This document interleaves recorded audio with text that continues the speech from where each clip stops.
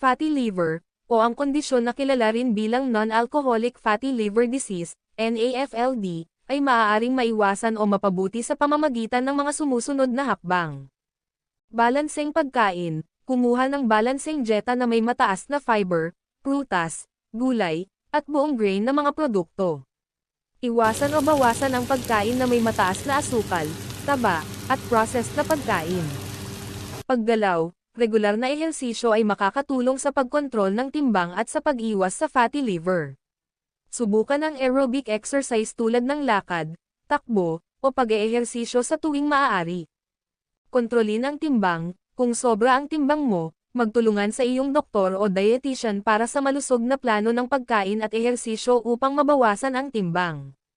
Limitahan ang alak, kung umiinom ka ng alak, iwasan ang sobrang pag-inom. Ang excessive alcohol consumption ay maaaring magdulot